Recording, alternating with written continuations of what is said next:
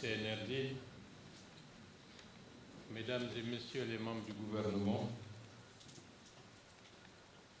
Messieurs les présidents des institutions républicaines,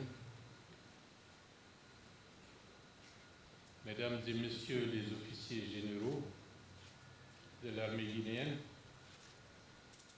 les différents représentants des corps constitués qui ont contribué à sauver et à retrouver des personnes ensevelies, Mesdames et Messieurs, chers membres des familles endeuillées, les représentants du gouvernorat de Conakry, les délégations spéciales des autorités morales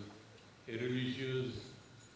des communes de Koya et de Manéa, population de Koya et de Manéa, mes chers compatriotes, nous sommes réunis aujourd'hui dans le recueillement, la douleur et la solidarité pour accompagner nos frères et sœurs victimes du tragique éboulement survenu à Manéa vers leur dernière demeure. En ce jour de deuil national, le gouvernement de la République, au nom du président de la République, le général Mamadi Doumbouya, et de l'ensemble des institutions républicaines, réitère sa profonde compassion aux familles endeuillées et à travers elles à toute la nation. Notre peine ne s'arrête pas là. Aux 15 corps ici exposés, elle s'étend également aux 4 premiers corps découverts et déjà inhumés dans la dignité et le respect. Nous comprenons la douleur et la peine des familles qui n'ont pas encore retrouvé les leurs, qui sont au nombre de 9. Toutes les victimes des inondations qui ont endeuillé notre pays cette année sont dans notre mémoire. Celles de Conakry, de Dubreka, de Massanta, de Sigiri et d'autres localités encore frappées par les caprices du climat et les fragilités de nos infrastructures.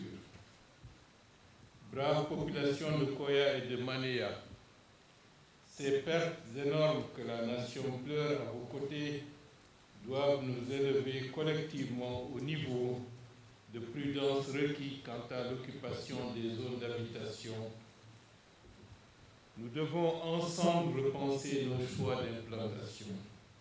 renforcer la vigilance communautaire et respecter les consignes de sécurité pour éviter que de telles tragédies ne se reproduisent.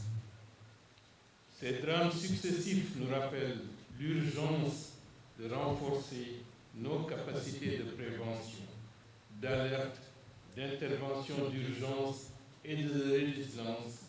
face aux catastrophes naturelles. Le gouvernement s'engage à tirer toutes les leçons de ces événements tragiques, à accompagner les familles affectées et à mettre en œuvre des mesures concrètes pour protéger nos populations. Aujourd'hui, nous prions ensemble, nous nous recueillons ensemble et nous promettons ensemble de ne jamais oublier que les âmes de nos disparus reposent en paix, que Dieu les accueille dans sa miséricorde infinie et que la Guinée, unie dans la douleur, renforce ses capacités de résilience et trouve devant chaque tragédie la force de se relever.